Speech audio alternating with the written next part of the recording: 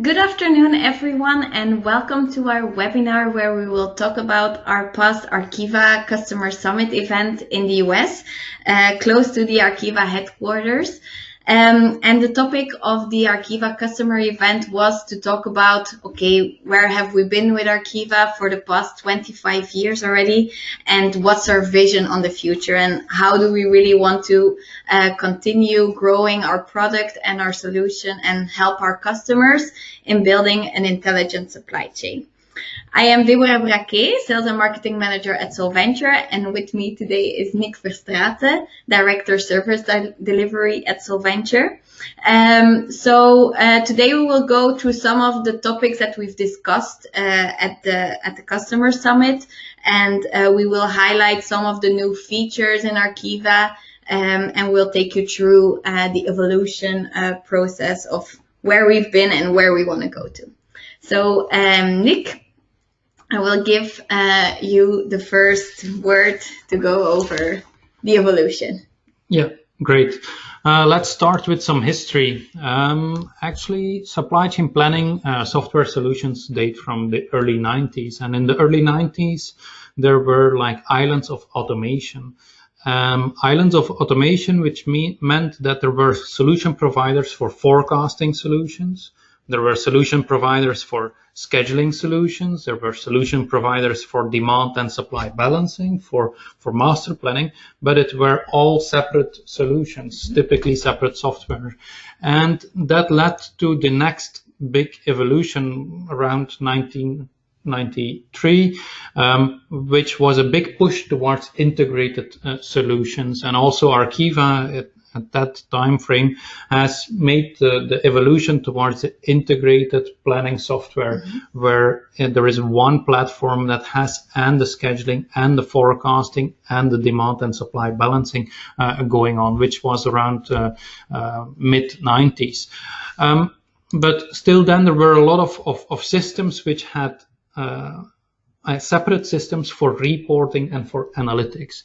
And early 90s, there were also much more embedded analytics in also in the planning packages, very rich reporting functionalities within the planning software, also the analytics that need to be brought to the surface.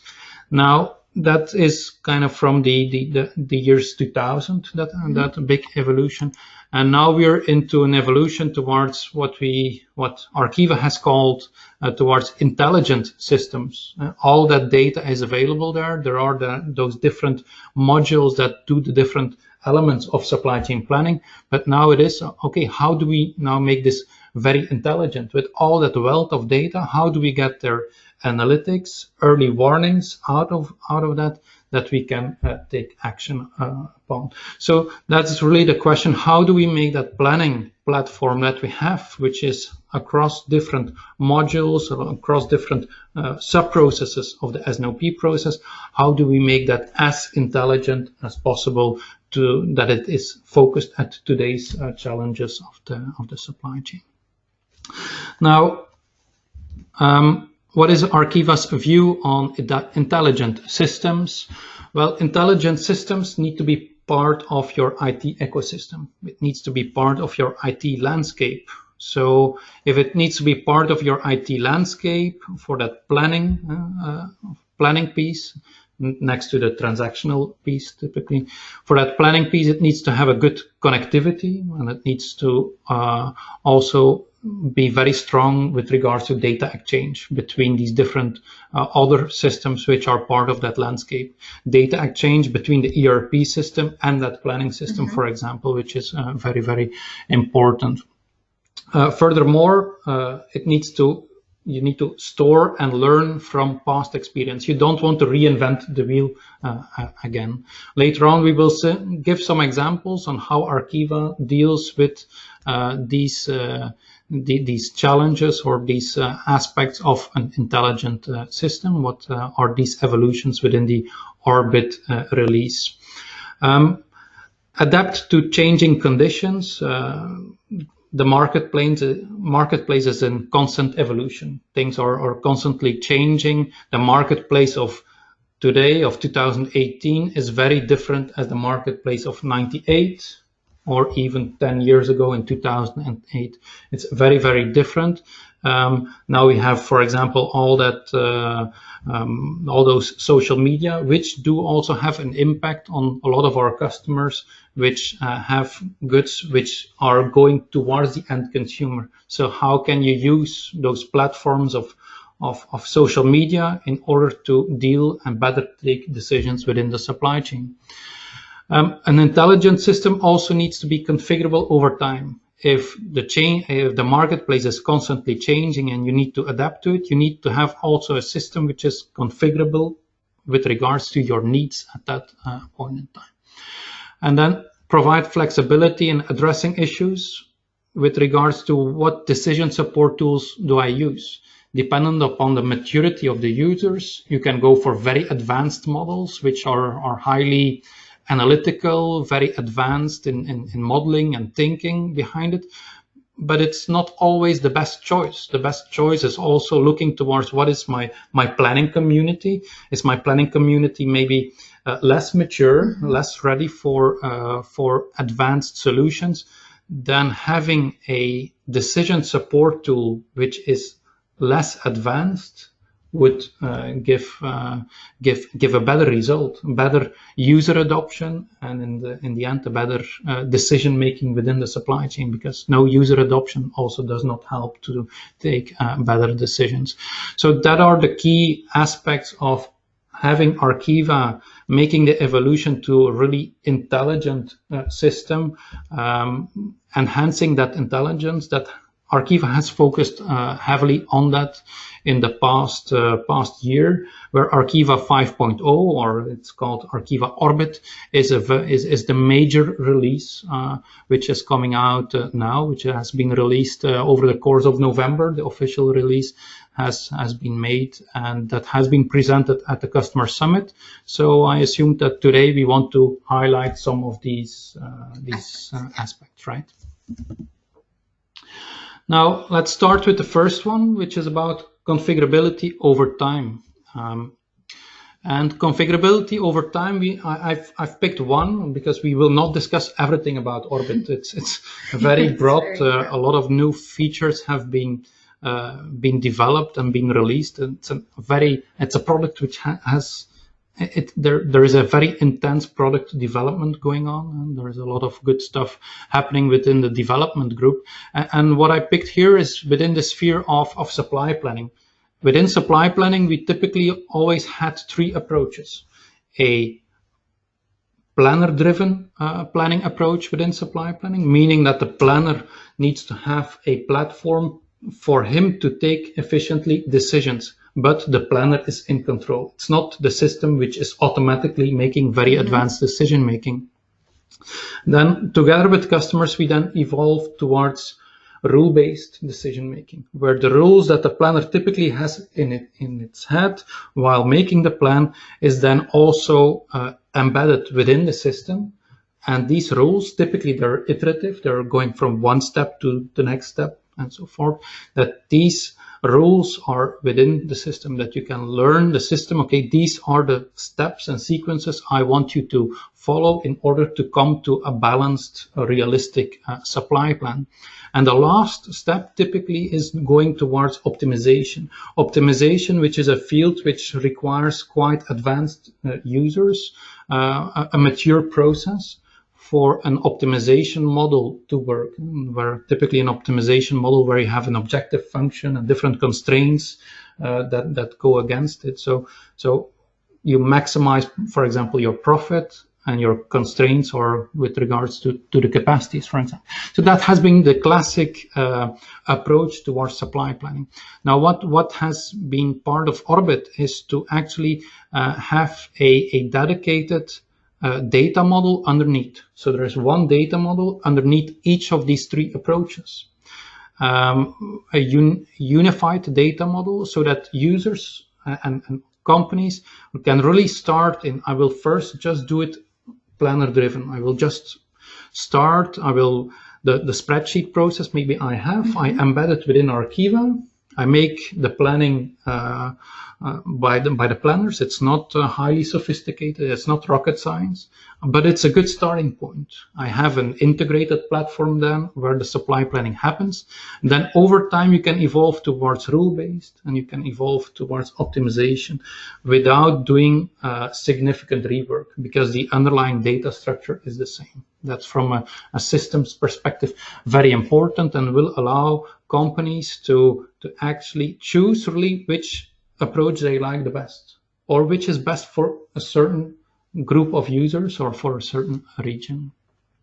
So we see here on the slide also the new Arqiva RCCP component, which has been put together in order to have a good visualization of rough cut capacity planning with an immediate view on the material balance and the capacities of the different resources. Very visual, with a lot of dashboarding pieces within that user interface. You see there at the top also a drop down which has indicated month. The planner can also choose, does he want to see the plan in week, month, or day? So a big difference in that changed data model is that it's time agnostic. Everything has a start date and an end date, so you can actually go with a click of the button, with a click of the mouse, you can just go from month to week to day. So, which makes it time agnostic and very powerful. You can look to the next 18 months in monthly buckets, then just go to the next 3 weeks in daily buckets, for example, without making a different type of modeling.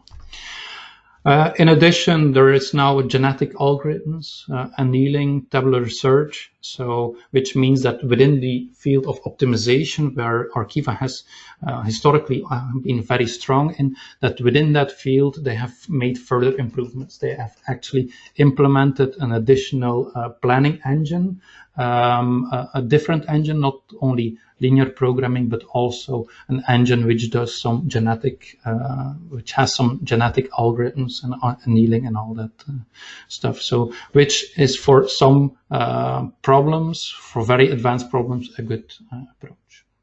Okay. I also had the opportunity to pick one of the highlights of the summit. Myself, I've been very much involved in looking at external environments and how they can impact the sales and operations planning process. So I will dig in a little bit deeper into how or which of the features of Arqiva help you to really adapt the changing environment and really take those external environments into account. And so one of the things that Arqiva has also launched in the Orbit 5 is leading indicator forecasting.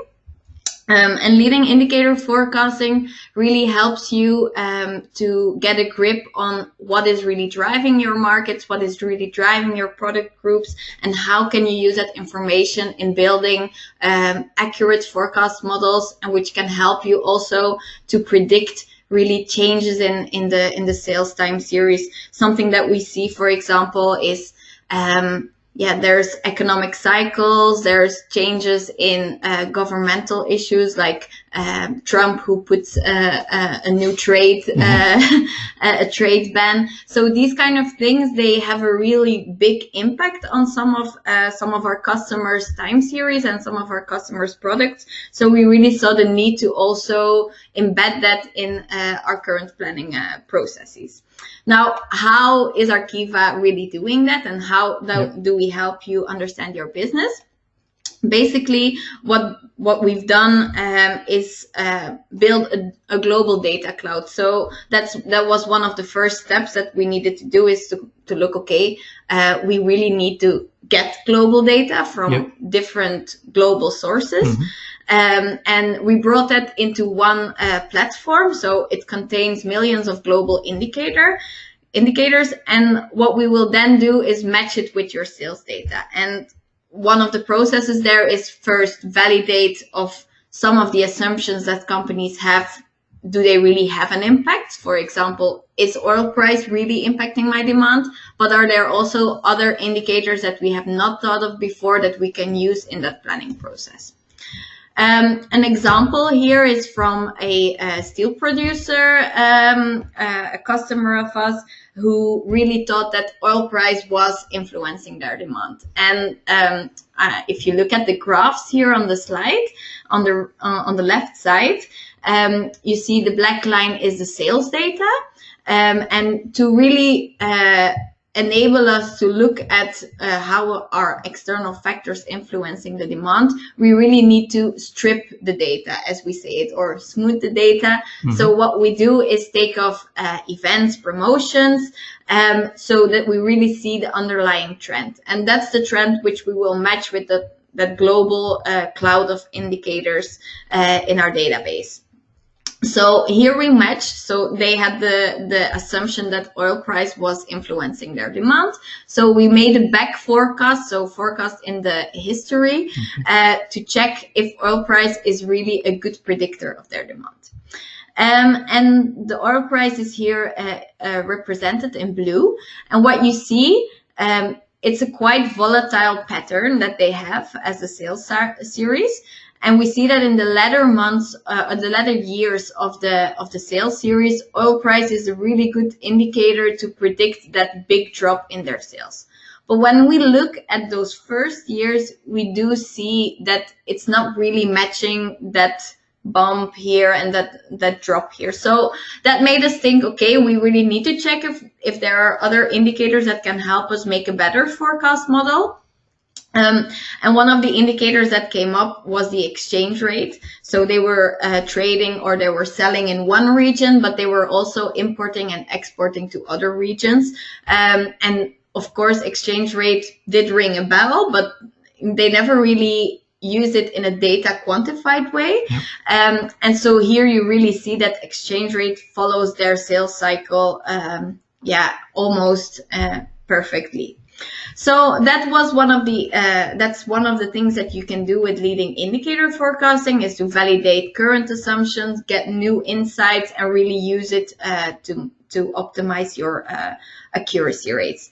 And for this company, for example, that's what we will typically do then.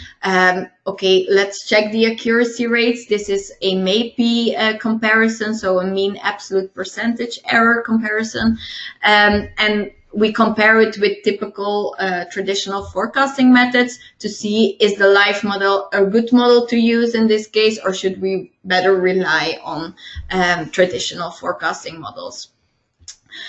So that's one thing of the external data, but external data goes beyond just macroeconomic information. There's also things like weather, and weather is impacting a lot of businesses. It's not only second-tier suppliers, but it's companies that are closer to the consumer as well. And weather takes a lot of forms, or weather can be different types of things. So how do we really deal with weather, and what are the characteristics of weather that we need to take into account when we look at, okay, how are we going to deal with weather? So yeah, what is weather? Is it hours of sunshine? Is it temperature? Is it precipitation? So that's something which we will, or which Arqiva allows you to do, is look at what is weather for you. What does weather mean for you? And then there's a difference in short and long-term forecasts. So you have weather on the short term, which can help you improve your short-term forecasting, but nobody knows what the weather is going to be in a year from here. So we do have some solutions to also use weather as a factor to help us better predict weather on the long term. And what we typically do there is look at scenario management. And I will give you an example of this, how we did it for a retailer. So a retailer who had a highly weather-dependent item that they were selling. And the question for us was, okay, if we have that weather-dependent item, and it's typically an item which sells good in summer, how are different summers going to impact our demand, and what is the impact on our volumes? So that's what typically weather would be on a long term. We will look at, okay, what's a good summer, what's a bad summer, and what is the impact on the volume, and what are the boundaries in which we need to gather our volumes right. So what we typically do then is, okay, we look at their data and we look at all the weather information from the past 30 years that we have available. And we define different weather scenarios. And for them, weather meant temperature and precipitation. So how much rainfall and how hot is it really? So when we looked at two extreme examples of a very hot and dry summer compared to a wet and cold summer, what would be the impact on the volume?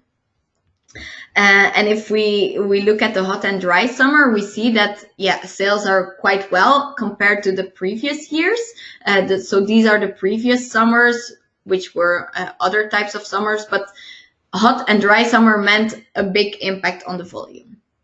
When we would look at a cold and wet summer, yeah, then you see that the volume is a lot lower. So if you do not know what the impact is going to be from a different summer, yeah, there is a big impact on the volumes that you need to provide. And if you do not have a product available, yeah, customers just will go to another shop, in that case for them at least. So that was really important for them to know, okay, what's the impact on volume? What's my 90% or what's my normal distribution? What's the normal summer? And what are the boundaries? What's an extreme summer, and how do I need to take that into account? So that's something which is now launched in the Arqiva Orbit 5, where we take those types of analytics into account. And then there's also, of course, promotions and events. As I said, when Trump decides to put some trade tariffs on specific items, we need to be able to monitor that and also see what is the impact. And besides that, there's also acquisition, mergers, public holidays, these kind of things that we really need to take into account, also to be able to look for those external factors that are impacting our sales. And this is an example from a customer in China who had influence of a Chinese New Year, for example, which is not every year in the same month and which has a different impact on the volume. And then there's also in China, it typically also has a lot of trade and legal effects which come into place, which we need to be able to monitor to really see the underlying trend. So as you see here, the impact from those outliers from Chinese New Year and in this case pre-buying effect do have a big influence. So yeah, that's the topic I chose to highlight here, and Nick will continue. Thanks. That's a very clear example of how leading indicators and external data can actually make a system more intelligent with regards to forecasting, at least not only looking at the inherent endogenous sales data in the time series already, but also start involving other data elements that you have access to, like leading indicator forecasting, and we provide access to that cloud with different sources. That's really a big step towards more intelligent decision making from a forecasting perspective. Now, next example is about store and learn from experience, and we don't want to reinvent the wheel. Now, the example I took is when looking at Orbit and all the nice features that are in there, there is also one thing where we have further evolved upon, and that's with regards to the promotions planning. So within Arqiva, there is now a dedicated component for promotions planning, where the modeling and the user interface have been designed to support the promotions planning process. A process which has three key steps for me. One first step is to capture the promotion. And with capturing the promotion, very often I see organizations being very much focused on the volume. How big will the volume be of the promotion? And maybe they might have, okay, what is a start date and what is the end date? but there is so much more information which is linked to a promotion. What is the type of promotion? When will it be in the store? And when will you need to supply it? What is the lead time between feeding it towards the distribution channel? So capturing is also not only about volume and time, but it's also about a lot of metadata. Metadata about what is the type of promotion, but also what is the budget linked to that promotion, or what are different costs associated to that promotion. So you can really capture all that information which is surrounding that promotion. Then once all these promotions have been captured, and you follow up on also how they realize, what are the actuals with regards to the promotion, then you can start analyzing. And that's where we really get towards not reinventing the wheel. Because if once you know that buy one, get one for a certain product category has a certain impact in the marketplace, a certain pattern within the marketplace, you have analyzed that, then you can also use that pattern and that insight to optimize your future promotions and to drive decision making on, okay, for which product will I put a promotion out? Well, what pattern do I expect that promotion to have, and to start making the optimizations on that end. So the promotion planning component supports capture, analyze, and optimize the promotion. So it also challenges your thinking, like, okay, if this is the promotion, the type and the product, then Arqiva also puts out there, like, okay, based upon the experience and backward looking to previous and past promotions, what would be the expected volume then to challenge your decision making, or the decision making you do together with the sales group. A next example within the sphere of not reinventing the wheel and also learning from past observations is within the field of social sentiment analysis, which also links to more that social media stuff. So it's quite sexy and cool. It's about social media. So we have here all the icons of Twitter and Facebook and Google+. Now, what did we do? Now, we had a couple of customers which actually have they supply towards retail shops, and one of their experiences was that their demand is very, very volatile, and it was linked to a number of events that happened on the social media platform. Now, we have used that case to come up with a real cool product, which actually scrapes, for example, the Twitter feed. It follows a certain Twitter feed. It goes look for a certain keyword, for example, a certain type of soap, for example, and you go there you look for that keyword, and actually there is a artificial intelligence algorithm going over it to see if the text that is there, if it's positive or negative. It's a natural language processing technique, a very sophisticated word, but it actually gives like, okay, is this person talking about this product in a positive way, a neutral way, or a negative way? And that is in that step very powerful to understand, okay, how does that, how much tweets were there? Were they positive? Were they negative? How does it correlate with the sales patterns that I have observed? And for certain industries, I think it's maybe also a niche, and it's less applicable, for example, in chemicals. But if you go towards echelons which are closer to the customer, it allows you to have a sense of what is happening within really listening to the customer. Yeah. In that sense, without asking them. It's not that you go out and ask them to fill in surveys, but at least you can kind of try to grasp some information from it. And this customer also had to things went viral sometimes with some of their product testimonials, and then now they're much faster in kind of getting grips on it and ensuring that they have their distribution channel filled at the right moment in time. Now, next step is around connectivity and data exchange. It's a bit more technical and a bit more data linked. First, the sexy stuff about connectivity and data exchange. And the sexy stuff is about dashboards. Now, so one of the features within Arqiva Orbit is called Arqiva Insights. Mm-hmm. It's a new development which is aimed to be natively accessible through different platforms.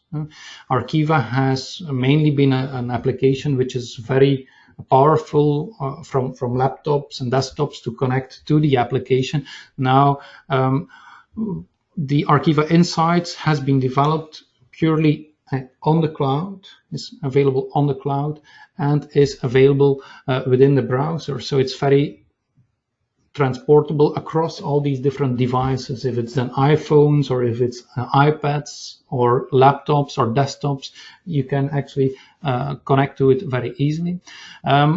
It's a direction which Arqiva is taking. Currently, there is collaborative workbenches and calendars available, so it allows you to monitor and distribute early warnings with regards to your supply chain. It allows also, and that's with the way how authentication is handled, to actually be accessible across enterprises, which means that you can collaborate with your customers and with your suppliers. You can actually ensure that both of these groups of stakeholders, that they access the same platform online in a very intuitive way. And we have heard, we got a lot of positive traction there, that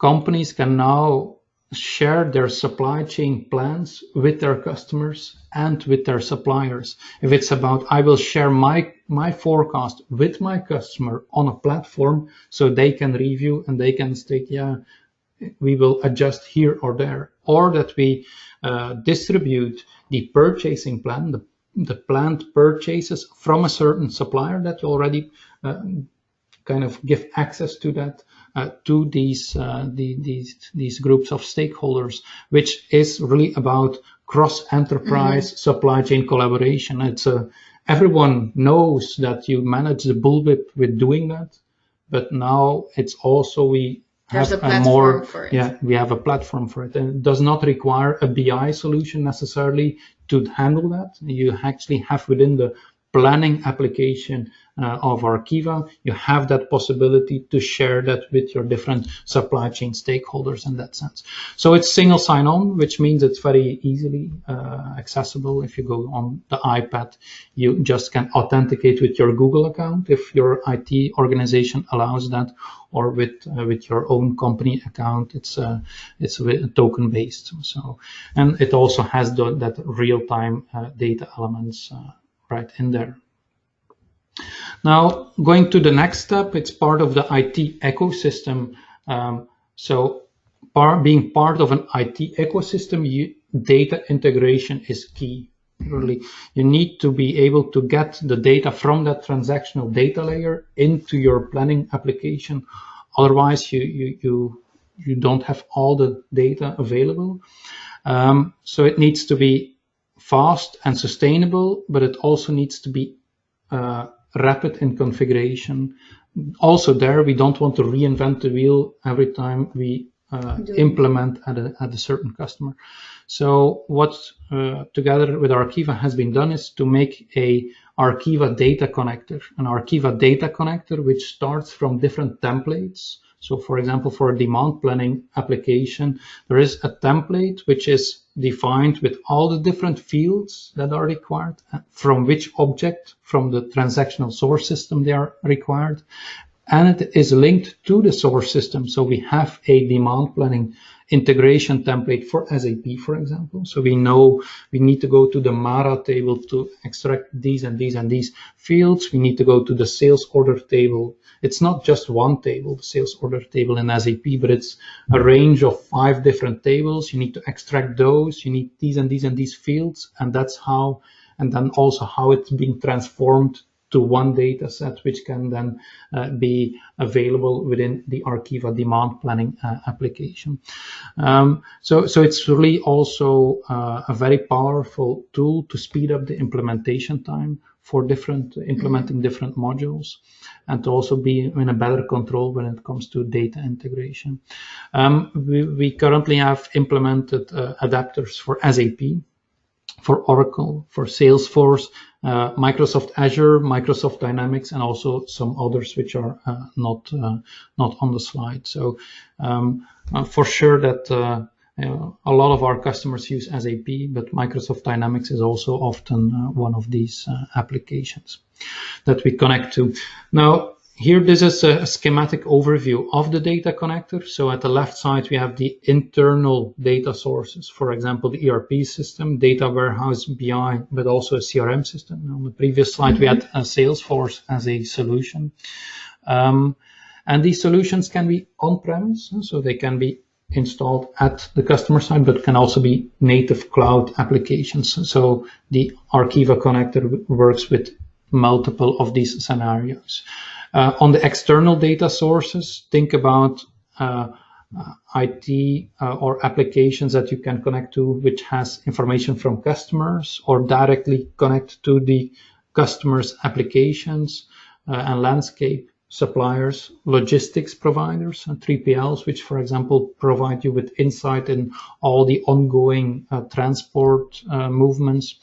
Internet of Things, think about leading indicator forecasting and that big data cloud which has been unlocked, so you can easily access all of that data. And also there, those elements can be on-premise or in the cloud. We work through standard connectors, so it's standard technology, so it's proven technology. How to connect to SAP, it's proven. How to do that, and which technology is very useful and efficient in that, with BAPIs and RFC calls, for example. And then within the connector, we have different functionalities, for example, to monitor and alert the different integration packages between the systems, to schedule when these integrations need to happen at a fixed frequency, once a day, multiple times a day, or for some data elements, maybe real time. If you real time want to see, I make a sales order here, and at real time, I will want to have that available within Arqiva. Then there is no need for scheduling, but then there is a need for setting up a real-time real-time data integration. So the configuration and the deploy is supported by the connector. So you configure a data integration package. You transform data. From the example I gave with the 5 sales order tables, you need to bring them together to one table in order to load. So the connector supports that transformation. And there is also data quality check, or actually a range of checks which happen on the data. So as soon as the data is being unlocked or exposed, there can be a set of rules that go over the data to identify, okay, is this data of sufficient good quality, and if not, to send out alerts to the necessary stakeholder in order to take action upon it. If there are certain unrealistic values, for example, in lead times, that can be, or some key master data fields that need to be filled in. Also, Arqiva, of course, can be on-premise or in the cloud. We did not put that forward very extensively in this presentation, but Arqiva was already available on the Arqiva cloud offering. You can have Arqiva as a cloud solution, and that remains the case. And also customers that really prefer to have Arqiva installed on-premise, because that's part of the IT strategy, they can keep on taking that direction. So that was with regards to connectivity and data integration. Okay. Well, thank you, Nick, for highlighting some of the topics that we've discussed at the Arqiva customer event. And ultimately, the goal, of course, is to create a good solution for our customers, which they can use anytime, anywhere, basically, and which also helps them to manage global operations and global manufacturing. And Arqiva Orbit really aims to support that, and to have you really or enable you to to make that happen and to have a better integrated supply chain overall on a global level within your own company, but also end to end and to going across your own organization, really connecting to stakeholders, suppliers, and people you distribute to. So that's really our goal, and that's where we want to go also as Arqiva. And there are more topics, or there are more features, of course, that we have discussed. These were just some highlights. If you would have any questions on that, or if you would like a more extensive explanation of what's new in Arqiva and how it may help you as customer, please come forward, or do not hesitate to contact us. Yeah. We are very happy to give you an explanation. I think today there. we really touched upon a lot of different topics, right? We gave a sneak preview into sentiment analysis, sneak preview into promotions planning, into leading indicator forecasting, into the RCCP component. So there is a lot of time and money invested in the further development of Arqiva as a solution to make it more intelligent than it was. So on each of the topics, we can probably do a next webinar, right? So for people that are interested in one of the topics, don't hesitate to reach out to us or to one of the consultants that are working with some of our customers. Yeah, right? yeah. And I think that last word, customers, is really also the driver for us. I think a lot of the things that have been developed and are being developed is really because we see the need at customers, and because they have the questions, okay, how can we deal with this? And I think that's part of the mission of Arqiva, to really help customers further in their S&OP process. Yeah, absolutely. When we look towards how I experienced also the summit, is customer intimacy was the key the key aspect of the whole summit. It was really the summit was called the Customer Appreciation Summit. Yeah. That on itself, how the summit was called, was very much focused on the customer and the relation Arqiva has with their customers, which they cherish very, very hard, and they go the extra mile for their customers. Arqiva is not the Microsoft of the world, right? It's still a niche player according to Gartner. So that means that working closely together with the customers is really their key strength and key strategy also to cherish these relationships. So. Yeah. So do not hesitate to reach out. We still have some time for some questions. We might finish early, but please do not hesitate to put any of the questions in the question pane, which you can find in your webinar panel. I see that there are already some questions, so I will just quickly take a look and maybe provide you with one of the questions here. Yeah, maybe a good one. How do you keep an overview of the IT landscape as a supply chain professional? Because I can imagine, there's lots of things going on, and maybe it's a question also about prioritizing. Like, how do you prioritize? Yeah. Typically, if we look to the IT landscape, it's no longer a monolithic system, right? It's no longer a system or a landscape of just one monolithic ERP system. No, it's a landscape where there are multiple applications which are good for certain parts of the process, like a planning layer. But now there are more and more also business apps which come to the surface, for example, for tracking and tracing of deliveries and supply chain control tower type of applications. Now, we also talked about ecosystem, so it's also an indication that it's more a landscape of different solutions which need to really work together in an efficient way. So data integration is key, and to keep the oversight, to come back to your question, a technique which is called enterprise architecture is very powerful to actually map out the different blocks of your IT landscape and the key interactions between these different blocks on that landscape. So typically also within multinationals, we see a role of enterprise architects, which really study all of these applications and how they interact with each other. And one piece of advice I would have is as a business user, do interact with these people, because they have typically very interesting and rich overviews of the landscape. And if you have an idea of, I want to improve this or that area to make better decision making, okay, do talk to the people that have that landscape and make a roadmap together with them on how you see that evolution going.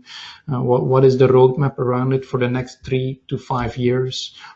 Which big evolutions does the IT community see together with the business, and make a consolidated plan? Yeah, indeed. Yeah. Okay. Thank you. I hope that was the answer to your question. Another question which I might take into account here is, how do you link the advanced forecasting like live with the Arqiva systems, like the typical demand planning systems? Is it separate, or can you integrate this?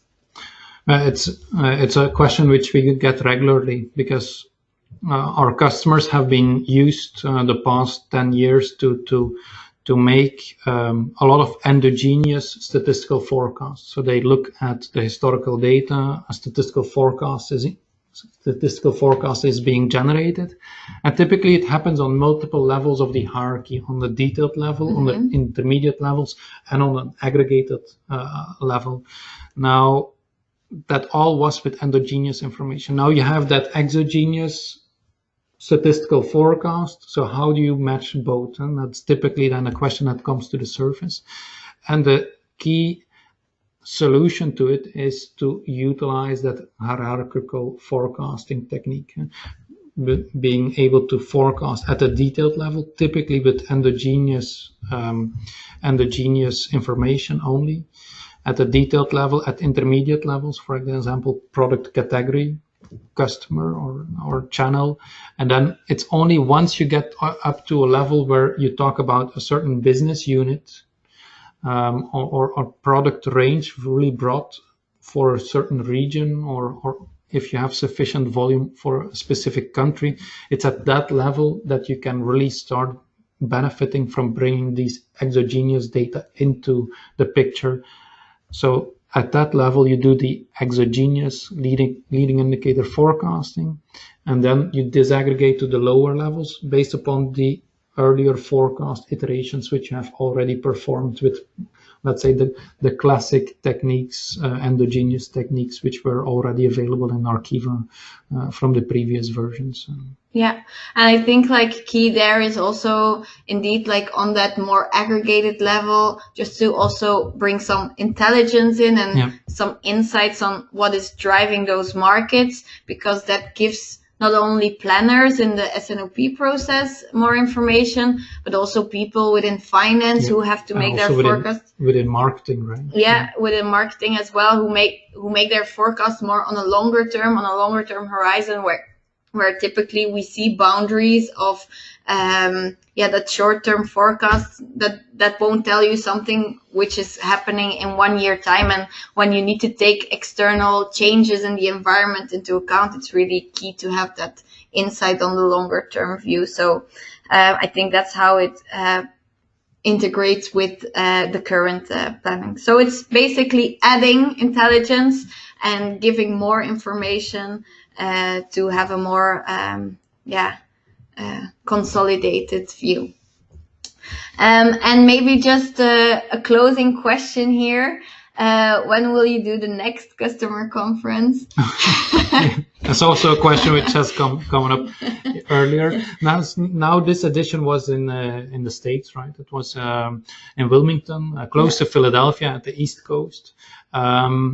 it was in the October timeframe. We had a lot of customers which also declined, either for travel bans, which or for because they were busy in their active budget cycle, and so that was pity that some of the customers could not join.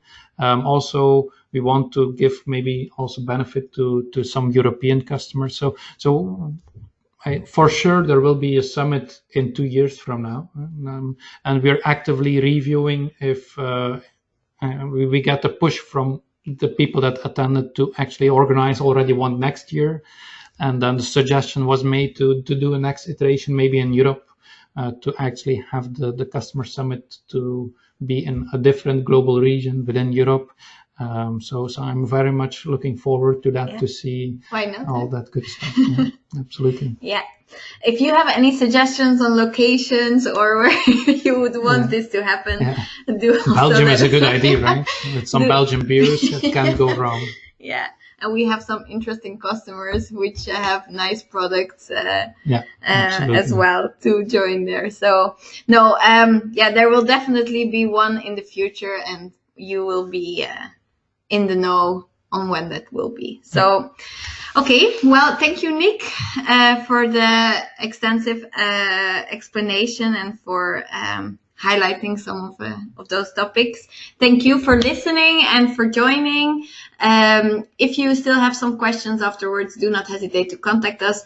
And the recording will be available after this webinar, so you'll get the presentation and recording. Yeah, maybe we also get some additional questions after the webinar, and that's probably also a possibility to just reach out, because I'm very interested to get some more questions and maybe some follow-up questions with regards to one of the topics which we touched upon today. Okay, well, thank you, and have a nice day. Thank you very much.